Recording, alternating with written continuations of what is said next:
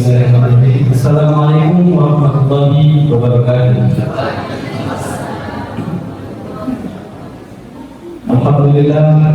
Alhamdulillahirabbil alamin. Wassalatu wassalamu ala asrofil anbiya'i wal mursalin wa ala alihi wa ashabihi.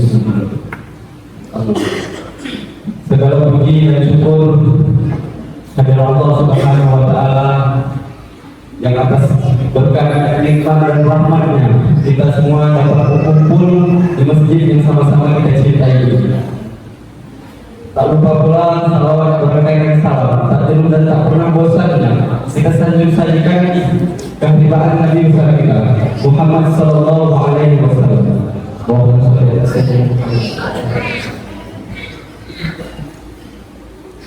Alhamdulillah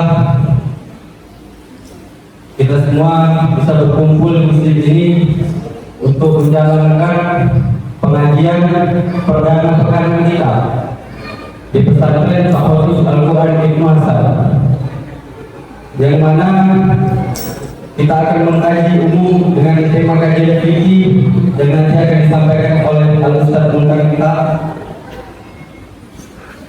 Agar tidak berlama-lama, langsung saja kita buka acara pengajian kita ini dengan lantunan ayat suci Al-Quran yang akan disampaikan, yang akan dibacakan oleh teman kita Ananda Lutfi Al-Muhim. Kepada Ananda kami persilakan dengan suaranya.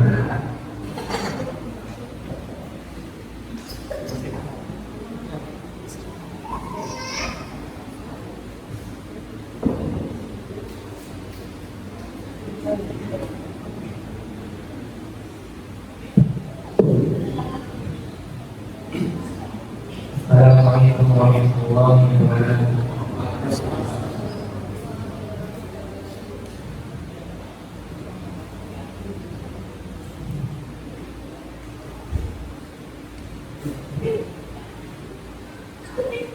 Bismillahirrahmanirrahim. Sabbaha lillahi ma fis samawati wa ma fil ardi wa huwal azizul hakim. Walladzi akhrajal ladzina kafaru min ahlil kitabi min diyarihim awwalal hashr ma ظننتم أن يخرجوا وظنوا أنهم مانعتهم حصولهم من الله فأتاهم الله من حيث لم يحتسبوا وقذف في قلوبهم الرعب يخربون بيوتهم بأيديهم وأيدي المؤمنين فاعتبروا يا أولي الأبصار ولولا أن كتب الله عليهم الجلاء عذبهم في الدنيا ولهم في الآخرة عذاب النار ذلك بأنهم شاقوا الله ورسوله ومن يشاق الله فإن الله شديد العقاب. صدق الله العظيم. صدق الله العظيم. Alhamdulillahirrahmanirrahim. Kami ucapkan jazakumullahu khairan katsiran kepada Ananda Lutfi Al-Muhim yang telah melantunkan ayat suci Al-Quran yang semoga dapat memberikan syafaat bagi yang membaca dan kita yang mendengarkannya. Amin ya rabbal alamin. Pada malam hari ini tidak banyak susunan acara kita karena langsung saja kita akan mendengarkan kajian umum dengan tema fikih dari Al-Ustaz Muntah tadi Al-Wataq Pulau SPD LCMHI. Kepada Al-Ustaz kami persilakan dengan segala hormat.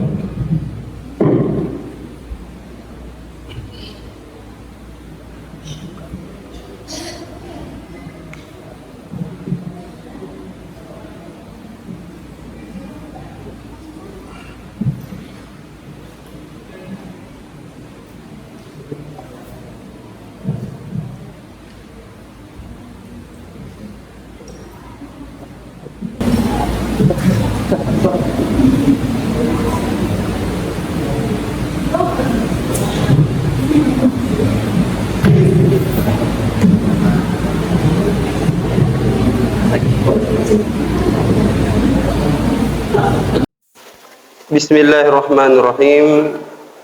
Assalamualaikum warahmatullahi wabarakatuh.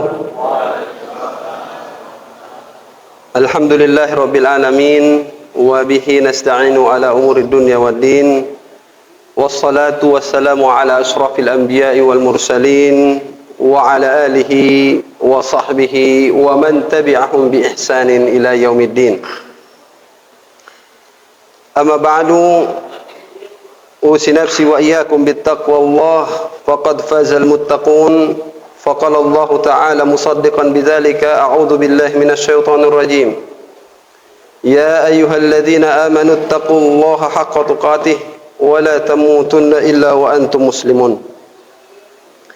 Marilah sama-sama kita bersyukur kepada Allah Subhanahu wa taala, masih diberikan kita kesempatan hidup, masih diberikan kita kesehatan, masih diberikan kita keistiqomahan dalam beribadah kepada Allah Subhanahu wa taala, masih diberikan kita keteguhan di dalam iman, di dalam Islam dan di dalam ihsan. Marilah sama-sama kita maksimalkan sisa-sisa usia yang sudah dibatasi oleh Allah Subhanahu wa taala kepada kita dalam rangka menuntut ilmu, dalam rangka beribadah, yang salah satunya bentuk beribadah tersebut adalah thalabul ilm, seperti yang kita laksanakan insyaallah di malam hari ini. Tentu dalam rangka thalabul ilmi ini kami juga menyampaikan sekaligus sebagai kata sambutan dari ketua yayasan, ini akan dilaksanakan seminggu sekali dan kita sudah share ke grup tema-tema kajiannya. Maka oleh sebab itu kepada jamaah kita harapkan disampaikan kepada keluarganya, disampaikan kepada tetangganya, pada masyarakat luas untuk dapat hadir ke majelis-majelis ilmu, salah satu taman daripada taman-taman surga. Dan tidak cukup hanya di sini saja. Nanti ini juga akan kita kembangkan dengan program-program yang ada di yayasan. Dengan ini kita anggap sebagai dakwah internal. Nanti insya Allah kita akan susun program kembali untuk melaksanakan dakwah eksternal, dakwah kita keluar kemana kita akan melaksanakan dakwah sesuai dengan program yang disusun nantinya. Jamaah sekalian yang dimuliakan Allah Subhanahu wa taala, kemudian kami mengharapkan kepada jamaah sekalian dalam setiap kajian untuk keberlangsungan daripada pengajian kita ini dari kita untuk kita, maka kami harapkan atau kita saling tolong menolong di dalam kebaikan untuk mensiapkan infak terbaiknya. Dan insya Allah nanti dalam perjalanan tausiah atau kajian kita ini akan kita edarkan kotak infak agar kemudian perjalanan dakwah kita untuk selanjutnya bisa efektif, sebagaimana program itu ada dengan diiringi dengan program atau dana. Maka oleh sebab itu kepada ikhwah sekalian untuk mempersiapkan ini pengajian-pengajian ke depannya, infak terbaiknya dalam jalan dakwah. Salawat dan salam kepada baginda Nabi besar Muhammad SAW sebagai suri tauladan kita dalam mengarungi perjalanan kehidupan yang singkat dan fana di muka bumi ini. Marilah sama-sama kita memperbanyak salawat kepada baginda Nabi besar Muhammad SAW dan mengikuti langkah-langkahnya, mengikuti sunnah-sunnahnya di dalam kehidupan kita sehari-hari, dan mudah-mudahan kita di yaumul qiyamah kelak atas izin Allah Subhanahu wa taala mendapatkan syafaatil uzma dari baginda Nabi besar Muhammad sallallahu alaihi wasallam. Yang dimuliakan Allah Subhanahu wa taala, seperti yang telah kita sebarkan dan telah disampaikan tadi, bahwa materi kita materi fikih. Materi fikih ini referensi tentu banyak sekali. Referensinya banyak sekali. Tetapi kami pada kesempatan kali ini akan mengkerucutkan referensi itu kepada 3 referensi. Yang pertama adalah Al-Mulakhas Al-Fiqhi, karya Ad-Doktor Saleh Ibnu Fauzan bin Fauzan. Yang kedua, Sifat Salat Nabi Muhammad Nasiruddin Al-Albani. Dan yang ketiga, Bidayatul Mujtahid wa Nihayatul Muqtasid, karya Imam Arus. Oleh sebab itu, ini sebagai bentuk muqaranatul bainal madahib. Ya, kajian kita ini seperti membentuk kepada perbandingan madhab ya di dalam fikih. Saya akan menjelaskan dengan sambil berdiri ya, karena udah disiapkan juga papan tulis. Terlebih dahulu mohon maaf, ini penghormatan kami kepada Bapak Rijal yang telah hadir bersama kita, perwakilan dari Pak Camat yang berhalangan hadir kemungkinan karena ada halangan di undangan ke Dewan. Selamat datang Pak di pondok pesantren kami Tahfidzul Quran Ibnu Hasan. Mudah-mudahan kedepannya pun memang terus kami akan mengundang dari pihak kecamatan dan demikian juga kepada aparat kampung untuk berhadir kepada pengajian-pengajian kami ke depannya. Kajian fikih ini saya akan sambil menjelaskan berdiri. Bismillah. Ini seperti kita apa aja ya, sambil ngajar ya. Mohon maaf. Fikih itu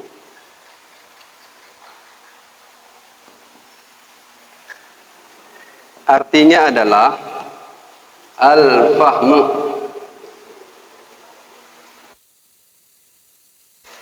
Ini minta maaf kepada ibu-ibu nggak bisa melihat ini karena memang begitu tirainya dibuat.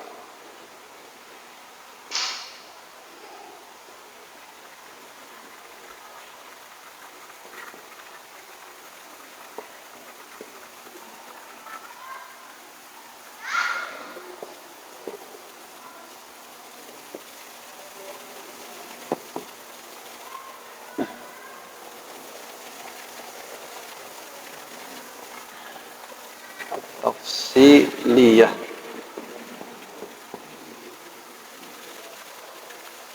Fikih itu artinya adalah al-fahmu, pemahaman. Fikih itu artinya adalah pemahaman.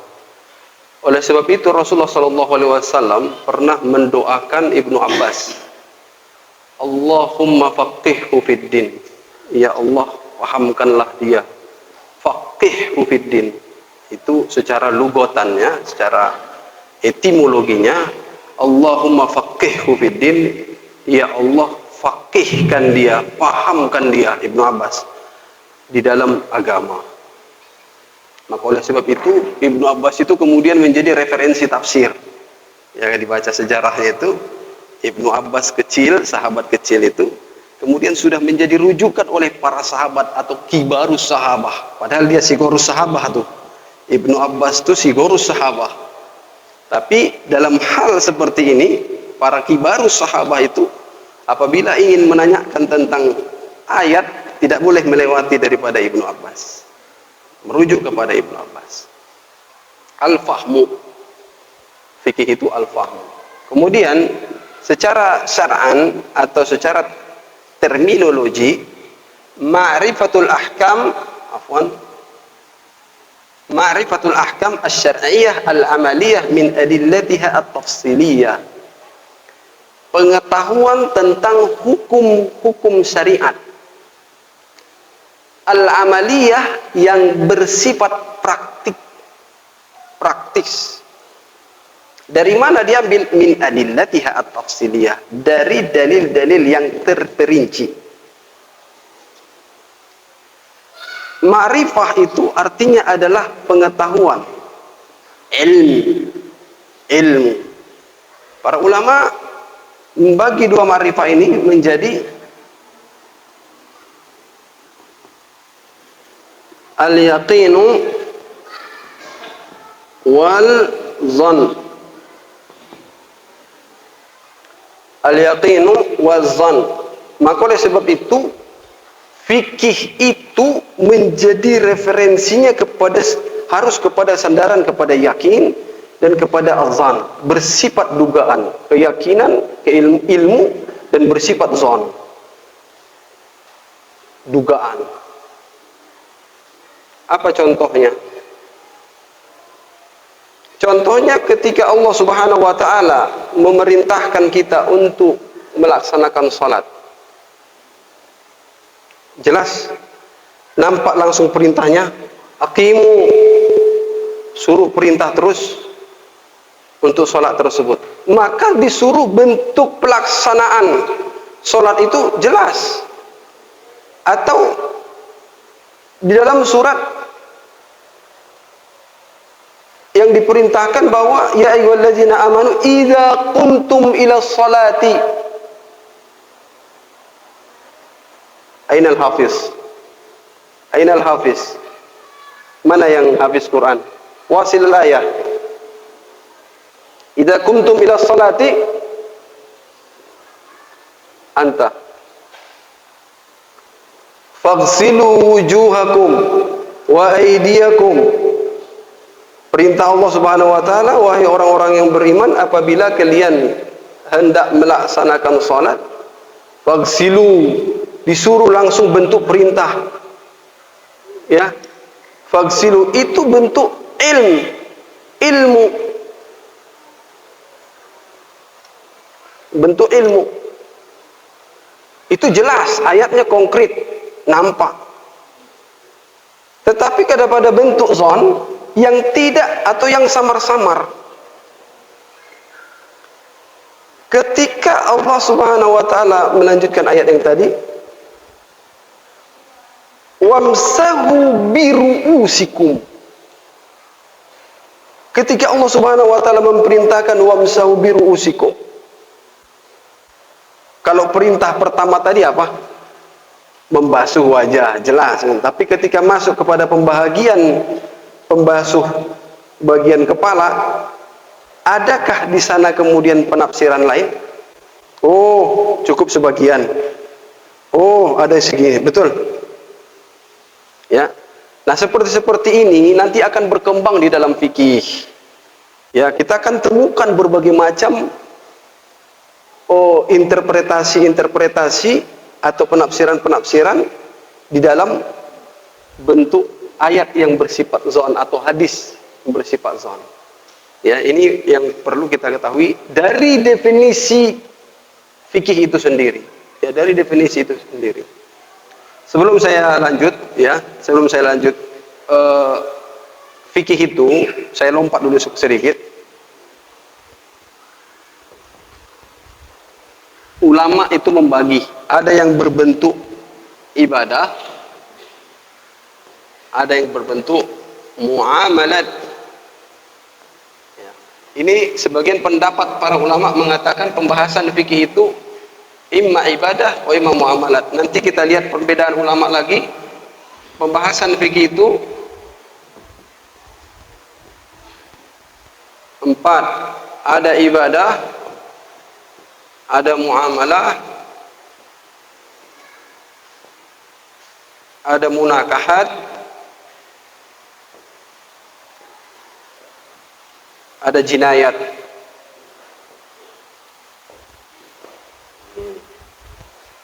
Fikih itu pembahasan ibadah. Ya, masyhur ya, ada toharohnya, sholatnya, siamnya, zakatnya, hajinya. Ada muamalah. Imalah itu muamalah interaksi. Ini sebagian pendapat ulama membagi pembahasan fikih kepada dua, ada yang membagi pembahasan fikih itu kepada empat.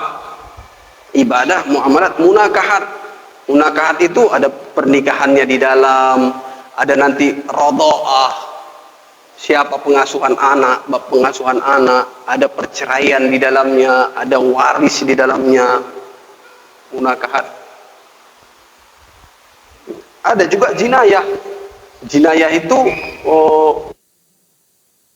pidana dalam Islam, ada kisos, ada hudud, ada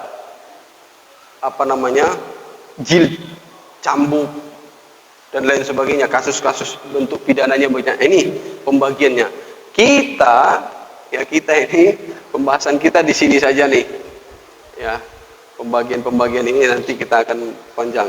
Di sini saja mungkin di pembahasan ibadah ini sendiri panjang sekali pembahasannya. Para ulama itu membagi-bagi bab-bab peribadatan tersebut.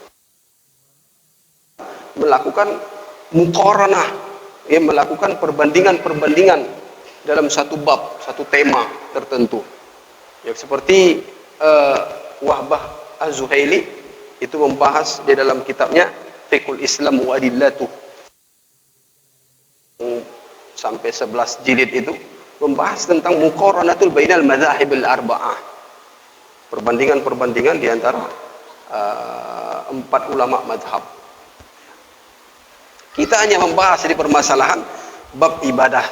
Ya, ini yang saya bawa dalam kitab itu juga kita membahas tentang sifat sholat Nabi, demikian juga al-mulakhas al-fiqhi, kita bahas dari mulai toharohnya. Saya lanjut kemari. Al-ahkam asy-syar'iyyah, tadi ma'rifah. Ya, sekarang ke al-ahkam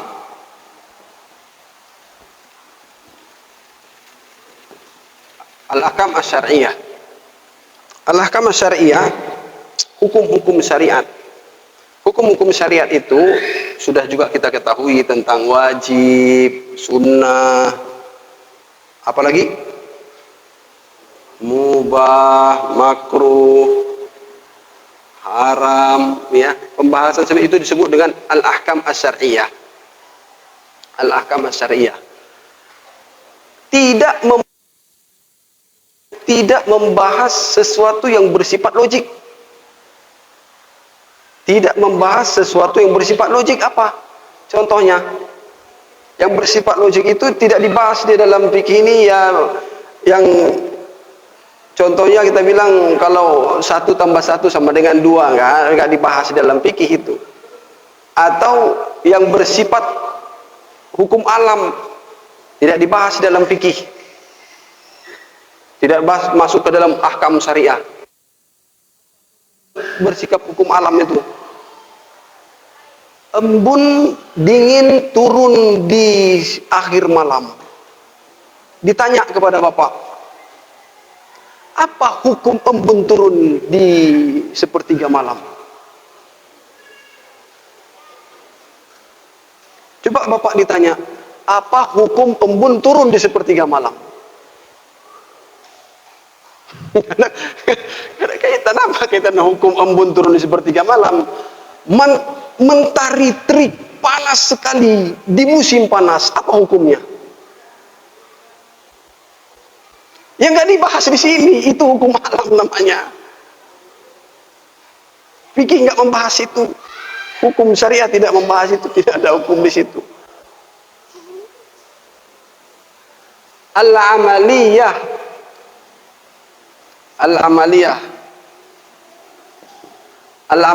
berarti yang bersifat praktik, yang bersifat praktek langsung, menafikan pembahasan i'tiqad, menafikan pembahasan akidah.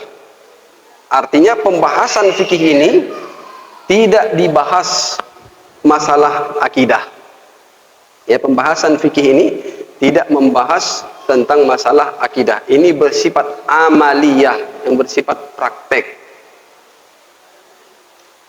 Walaupun para ulama nanti ada di dalam suatu istilah ulama mengatakan al-fiqhu al-akbar. Al-fiqhul akbar, walaupun mereka memakai terminologi fikih, tetapi yang dimaksud di dalam al-fiqhul akbar adalah pembahasan tentang akidah. Fikih agung. Fikih agung itu yang dimaksud adalah akidah. Bukan itu yang dibahas di sini. Tapi yang kita bahas di sini adalah fikih amaliyah. Fikih yang bersifat praktek. Dan yang terakhir adalah min adillatiha at-tafsiliyah, dari dalil-dalil yang terperinci di dalam Al-Quran maupun As-Sunnah. Nah, seperti tadi yang saya sebutkan, bahwa Allah Subhanahu wa Ta'ala memerintahkan kita untuk melakukan suatu ibadah memiliki landasan. Allah Subhanahu wa Ta'ala menyuruh kita beribadah, ya baik zakatnya, sholatnya, kita secara umum sebutkan ibadah, maka memiliki landasan. Ada landasan yang harus membangun di atasnya, itu amaliyah, perbuatan-perbuatan ibadah tersebut.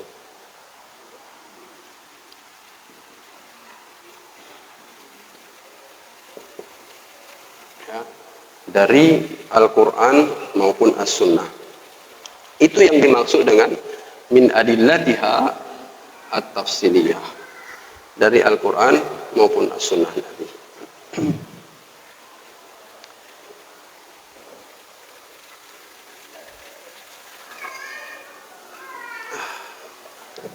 Jemaah yang dimuliakan Allah Subhanahu wa Ta'ala, perkembangan fikih ini, ya, perkembangan ilmu fikih ini sudah ada dari zaman Nabi, tapi untuk menjadi sebuah disiplin ilmu, kalau praktek dalam fikih itu sudah ada sejak zaman Nabi pun sudah ada.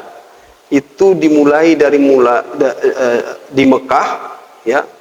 Rasulullah Shallallahu Alaihi Wasallam 13 tahun di Mekah, baru sedikit yang terkait dengan amaliyah ibadah. Setelah Rasulullah Shallallahu Alaihi Wasallam hijrah ke Madinah, lalu kemudian 10 tahun Rasulullah Shallallahu Alaihi Wasallam membangun kota Madinah, baru kemudian banyak perintah-perintah yang terkait dengan amaliyah fikih.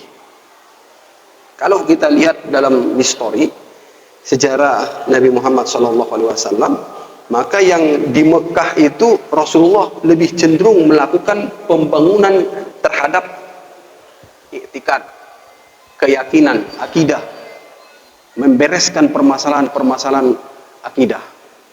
Ini tidak boleh, dilarang melakukan penyembelihan terhadap patung. Sesembahan itu mengesahkan Allah Subhanahu wa Ta'ala. Baru apa yang ada pada saat itu? Baru perintah di mana Rasulullah untuk dipanggil atau disuruh Allah Subhanahu wa Ta'ala. Allah Subhanahu wa Ta'ala melakukan apa? Memperjalankan hambanya. Memperjalankan hambanya. Nah, itu kan dari Mekah. Lalu langsung Baitul Maqdis ke Sidratul Muntaha. Satu tok. Tapi setelah itu hijrah Nabi ke Madinah, baru kemudian banyak perintah-perintah dari Allah Subhanahu wa Ta'ala, melihat daripada perkembangan umat Islam, melihat daripada perkembangan umat Islam. Turunlah perintah zakat, turunlah perintah siam, turunlah perintah haji, dan seterusnya. Setelah itu fase fikih di masa Rasulullah Sallallahu Alaihi Wasallam. Praktek-prakteknya sudah dijelaskan oleh Rasulullah Sallallahu Alaihi Wasallam dan dilaksanakan oleh Rasulullah Sallallahu Alaihi Wasallam dan dilihat langsung oleh para sahabat.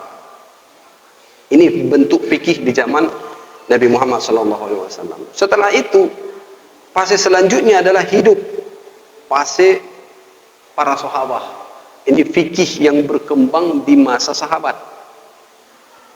Fikih yang berkembang di masa sahabat itu tetap acuan mereka itu adalah kepada Al-Quran dan kepada sunnah Nabi, karena mereka bertemu langsung dengan Nabi dan melihat langsung perbuatan Nabi, sehingga mereka itu merujuk kepada dua sumber ini. Adakah sesuatu perbuatan dari para sahabat itu yang kemudian tidak ada mereka temukan di waktu Nabi SAW hidup?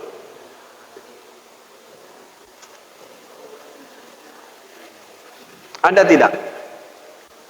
Perbuatan sahabat yang kemudian mereka tidak menemukan hal itu di zaman Nabi SAW waktu Nabi bersama mereka. Ada nggak sahabat kemudian berijtihad? Sahabat-sahabat berijtihad menemukan suatu perkara, suatu urusan yang kemudian tidak ditemukan mereka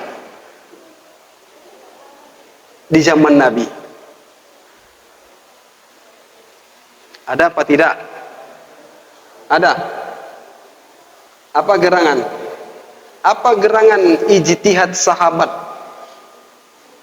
yang mereka tidak temukan waktu mereka bersama Nabi?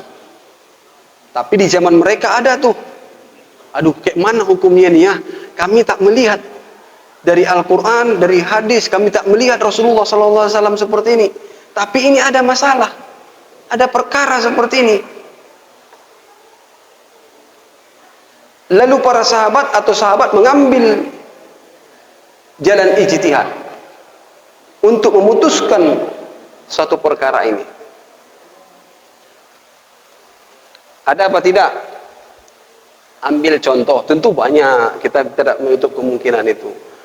Salah satu contohnya adalah di mana pada masa Umar bin Khattab atau sebelumnya di masa Abu Bakar As-Siddiq.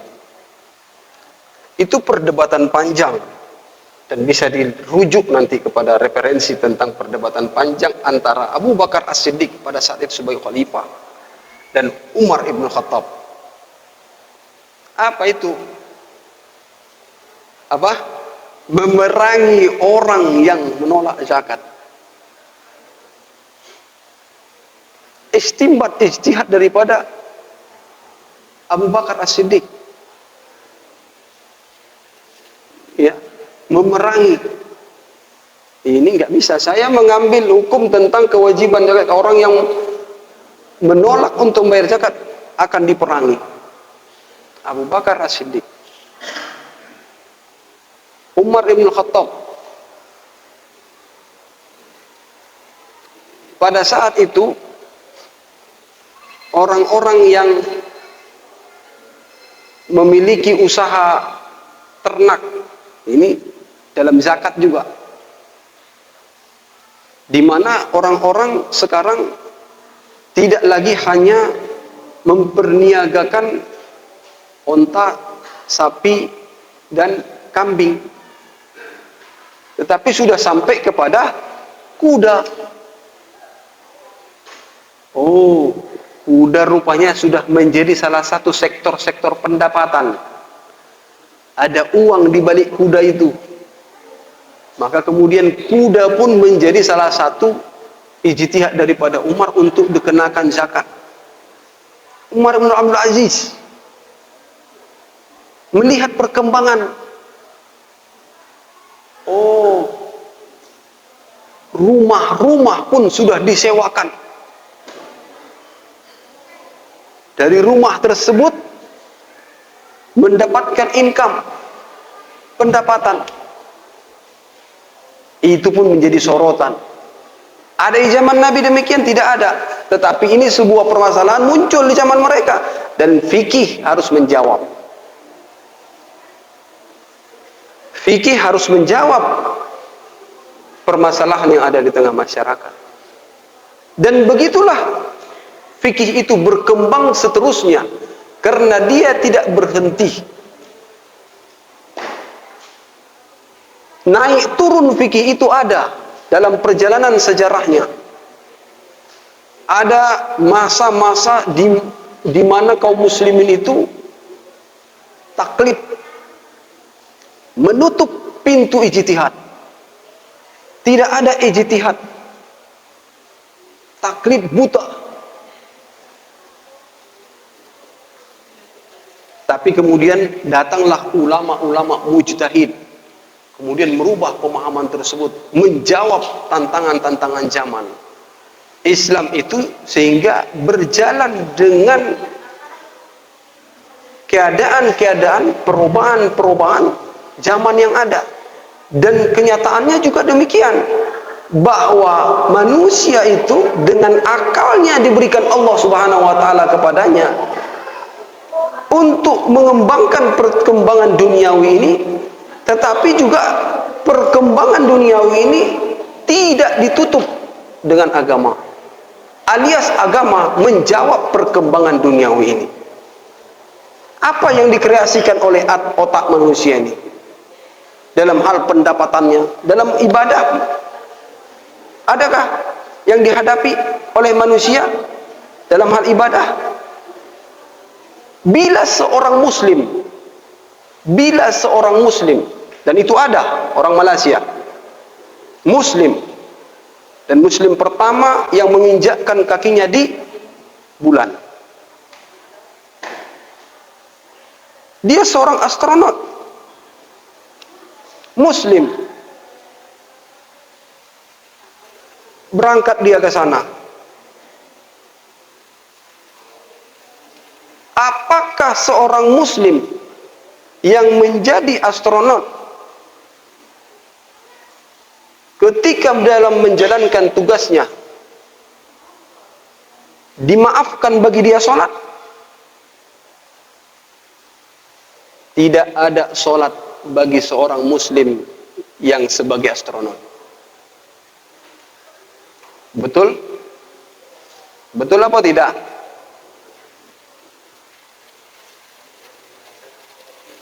Hah? Seorang muslim, dia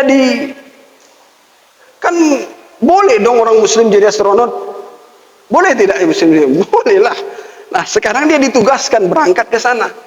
Apakah ditiadakan, dinafikan sholat bagi seorang muslim yang astronot? Berapa bulan mereka di bulan?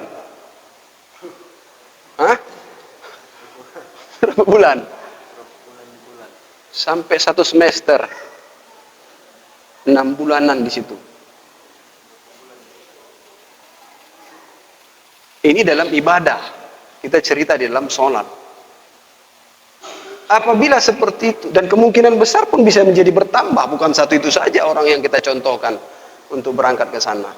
Bisa saja nanti generasi selanjutnya ada muslim-muslim lain yang menjadi seperti itu, berangkat sebagai penemu-penemu di luar angkasa sana.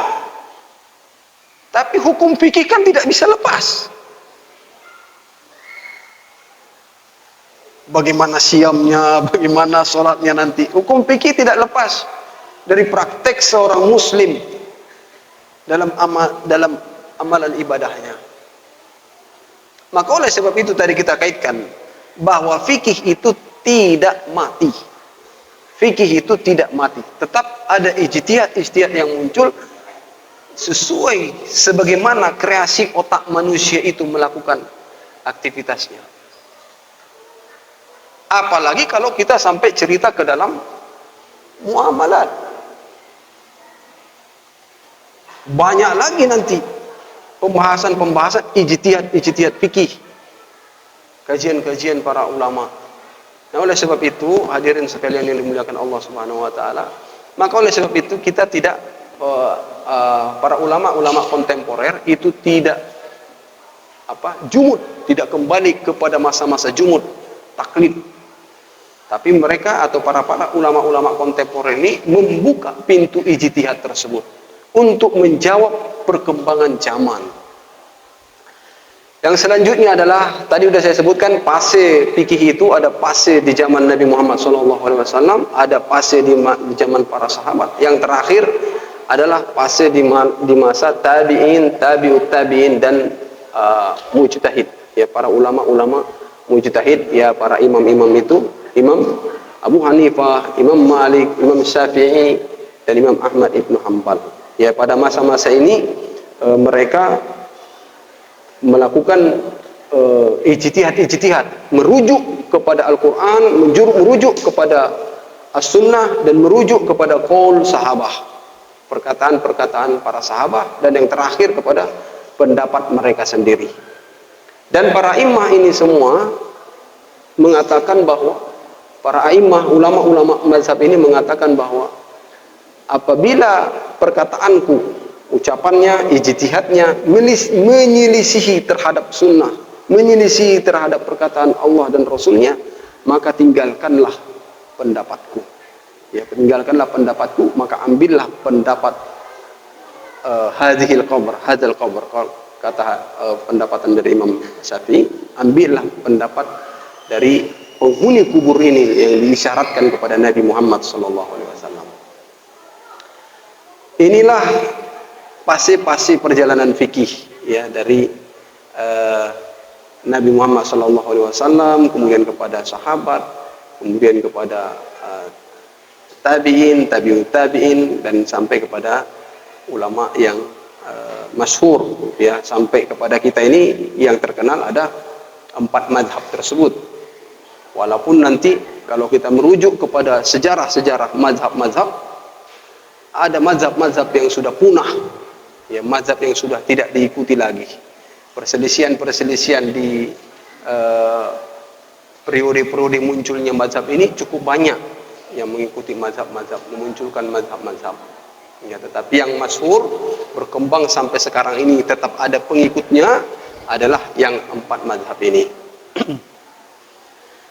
Mazhab Abu Hanifah sebagai mazhab yang pertama itu muncul di Irak, yang sampai sekarang perkembangan mazhab tersebut ada di Afghanistan, Pakistan, sebagian India, itu hidup mazhab Hambali. Kemudian di Jazirah Arab atau Saudi, bagian Palestina, itu hidup mazhab Ahmad ibn Hanbal. Bagian kota Qahirah, Asia Tenggara, apalagi kalau di Al-Azhar, Mesir, dan di Asia Tenggara hidup mazhab Syafi'i. Dan di bagian Afrika, Sudan, ya, itu hidup mazhab Maliki. Inilah mazhab-mazhab yang kemudian berkembang sampai sekarang.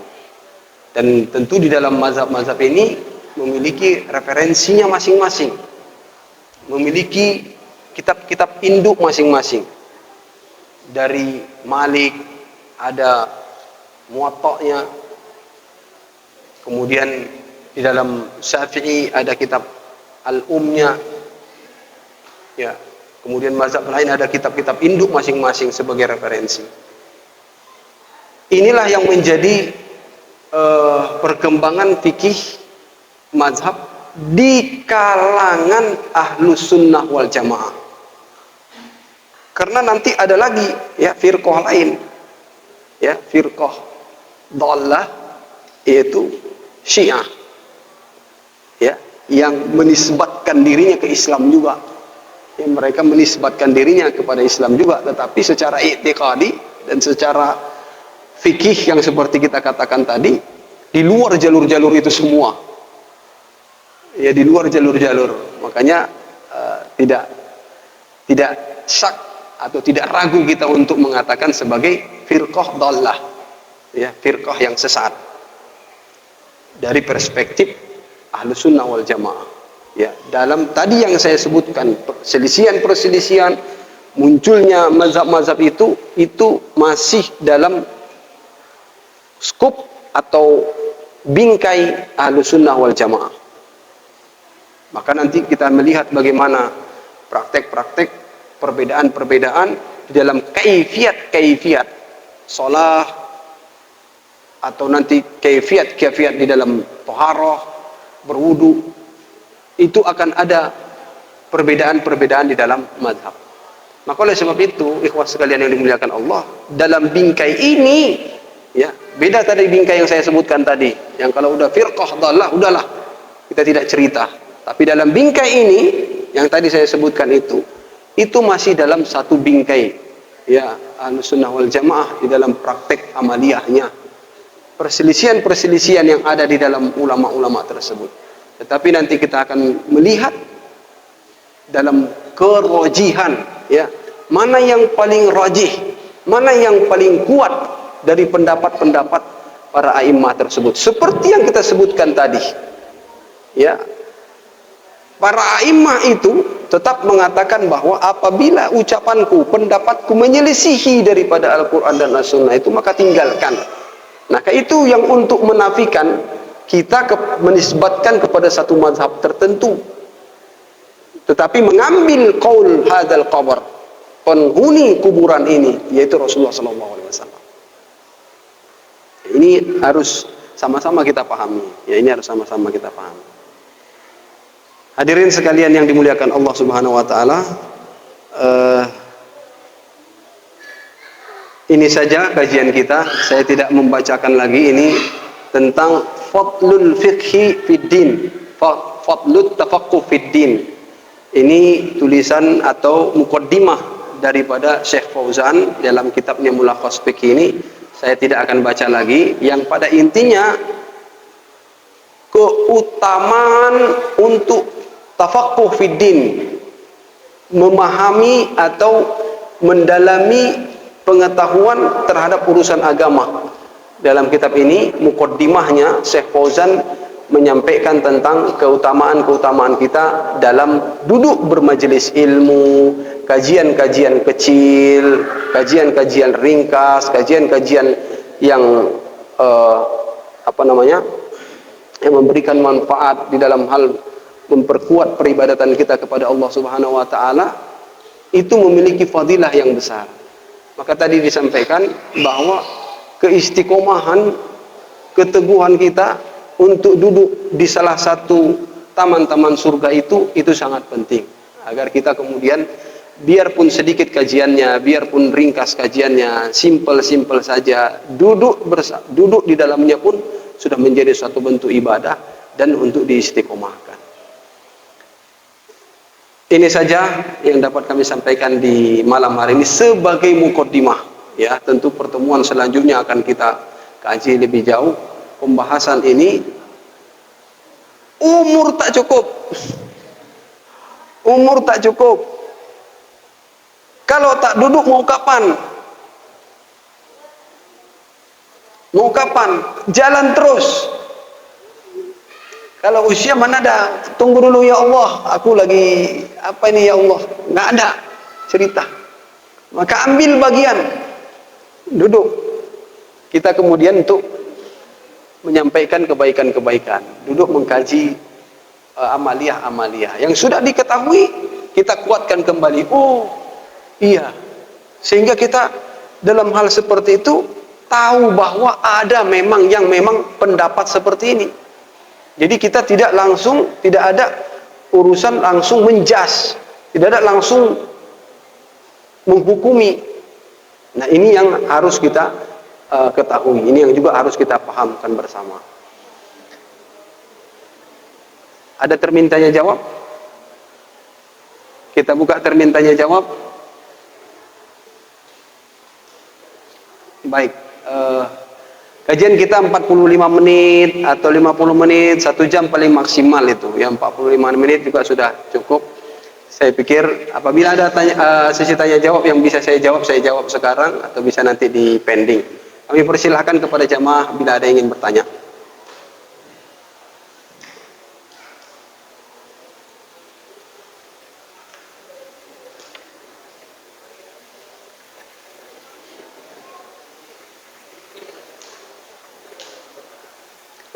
Boleh dari ibu-ibu bila ada bertanya menggunakan kertas juga boleh ditulis dan dikasih ke panitia.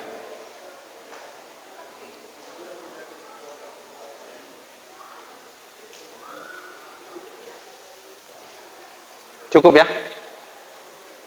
Baik, bila tidak ada lagi, kami cukupkan sampai di sini.